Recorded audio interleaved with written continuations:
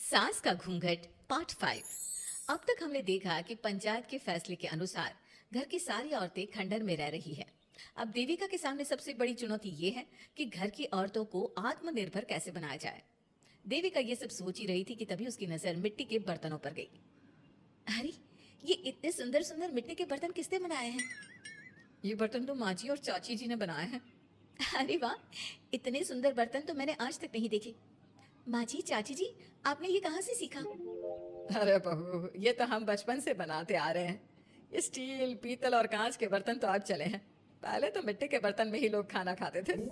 ठीक है, तो हम दोबारा से मिट्टी के बर्तनों में लोगों को खाना खाना सिखाएंगे। वीना दीदी और सुजाता भाभी, आप दोनों बताओ, आप दोनों को क्या क्या आता है? मुझे तो खाना अच्छा बनाना आता है। बस खाना बनाने के अलावा मैंने कभी कुछ किया ही नहीं। और वीना दीदी, आप बताओ, आपको क्या क्या आता है? पता नहीं, मैंने बचपन से यही सुना है कि लड़कियों को ये नहीं करना चाहिए, लड़कियों को वो नहीं करना चाहिए, इसलिए मैंने कभी कुछ किया ही नहीं। देविका, वीना को सिलाई, कढ़ाई और बुनाई बहुत अच्छी आती है। हाँ, आती तो है लेकिन बहुत अच्छी नहीं। बहुत अच्छी भी आ जाएगी। अब देविका और बाकी सभी औरतें गांव में सबके घर जाती हैं और गांव की सभी औरतों से मिलकर कहती हैं, भाभी जी, अगर आपको अपने या अपने घर वालों के लिए कपड़े सिलवाने हो तो आप मुझसे ही सिलवाना। बहन जी, मिट्टी का चूल्हा, बर्तन या मटका बनवाना हो तो मुझसे ही बनवाना। मैं और विमला दीदी आपके घर के सारे बर्तन बना देंगे। भाभी, आप कभी किसी काम में व्यस्त हो और खाना ना बना पाओ ना, तो आप मुझे बता देना, मैं आपके घर के लिए खाना बना दूंगी। वो क्या है ना, आप तो सारा दिन खेतों में काम करती हो और कभी कभी खाना भी नहीं बना पाती होंगी, इसलिए। इस तरह घर की औरतें जी जान से अपने अपने कामों में लग जाती है। धीरे धीरे उनका काम बढ़ जाता है और वो अपने खंडहर को ठीक करने में लग जाती है।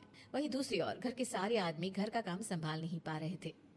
अरे भाई कल्याण, चाय तो पिला दे, जमाना हो गया अच्छी चाय पिए हुए। आप बिना घर के दामाद से क्या क्या काम करवाते हैं? अभी लाता हूँ चाय। कल्याण, तुम दामाद नहीं बेटे हो, इसलिए इस घर के सुख दुख, घर के काम और बाहर के कामों में तुम्हारा सहयोग तो होना ही चाहिए ना। इतने में कल्याण चाय बनाकर ले आता है। जैसे ही सचिन चाय पीता है तो उसके मुंह से चाय निकल जाती है। जीजा, ये क्या बनाया है, इतनी कड़वी चाय? इससे अच्छा तो करेले का जूस होता है। देख सचिन भाई, मैं तो ऐसी ही चाय बनाता हूँ, पीनी है तो पी, नहीं पीनी है तो अपने आप बना ले। मैं खाना बनाने जा रहा हूँ और अकेला नहीं बना सकता, आप में से कोई मेरी मदद करो। सचिन मेरी चाय की बुराई कर रहे थे ना, तुम जाओ अब खाना बनाओ।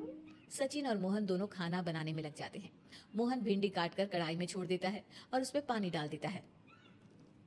आपने भिंडी में पानी क्यों डाला?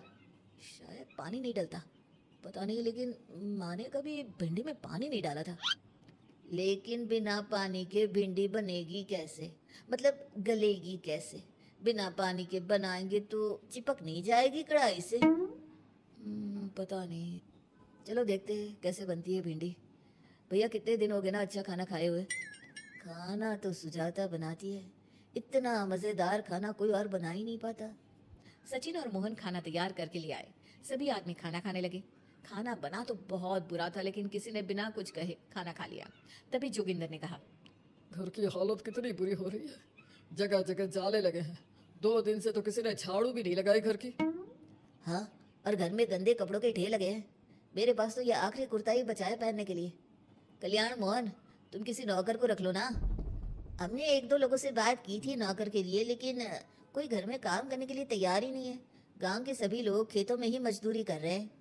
घर के सभी आदमी घर के काम में लगे रहते हैं, तो वो अपने खेतों पर भी ध्यान नहीं दे पाते और उन्हें हर महीने आर्थिक रूप से नुकसान उठाना पड़ता है। धीरे धीरे उनके घर की हालत खराब होने लगती है। एक दिन कल्याण सबसे कहता है, घर को तो औरत ही संभाल सकती है, हमारे बस का नहीं है घर संभालना। हमें किसी तरह से उस सब को वापस इस घर में लाना ही होगा। अरे कल्याण बेटा, पंचायत का फैसला था कि औरतें हमसे माफी मांगे, लेकिन उन्होंने माफी नहीं मांगी। अब हम उन्हें बुलाने गए तो उल्टा हमें ही अपनी अपनी पत्नियों से माफी मांगनी पड़ेगी। हमें कोई ऐसा रास्ता निकालना होगा कि वो मजबूर हो जाए हमारे पास आने के लिए। बापू, उन सभी ने अपने अपने काम शुरू कर दिए हैं, क्यों ना हम सबके काम में नुकसान कर दे, इससे वो मजबूर हो जाएंगे हमारे पास आने के लिए।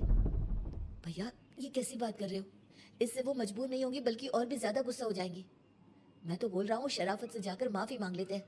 मुझे यकीन है कोई माफ करे ना करे, माँ तो जरूर हमें माफ कर देंगी। नहीं सचिन, अगर हमने माफी मांगी तो ये सारी औरतें हमारे सर पर चढ़कर नाचेंगी। हमें इनके सामने छोटा नहीं होना है। मोहन, कल्याण, तुम दोनों आज से ही काम शुरू कर दो। बस फिर क्या था, घर के सभी आदमी लग गए काम पर। मोहन और कल्याण रात को खंडहर में पहुंचे और उन्होंने सारे मिट्टी के बर्तन तोड़ दिए। उसके बाद वीना ने जो कपड़े तैयार करके रखे थे वो सारे कपड़े उन्होंने फाड़ दिए।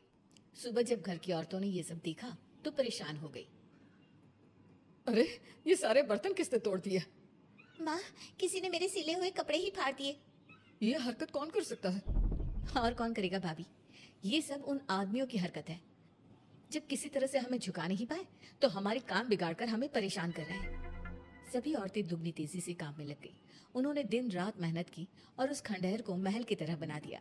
उनके काम की तारीफ सुनकर दूर दूर के गांव से लोग आने लगे और उनसे अपना काम करवाने लगे।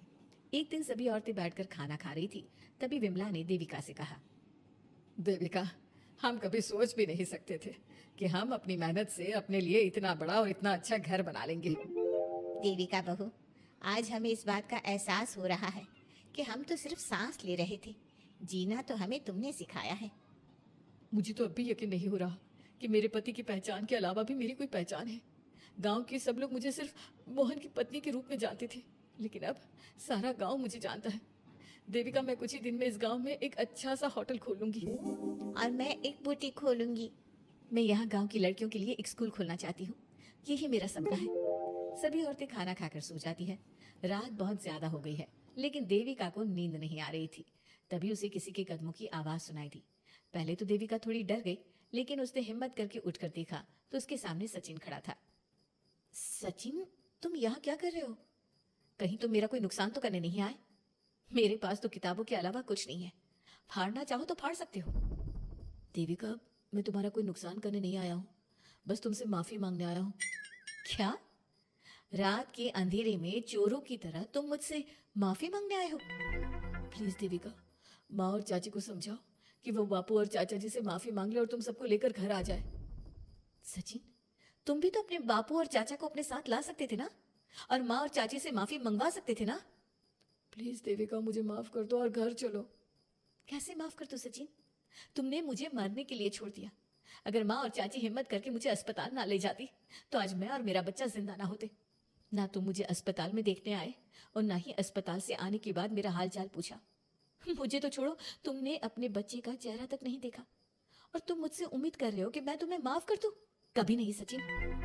देखो देविका, हम सबको बहुत नुकसान हो रहा है।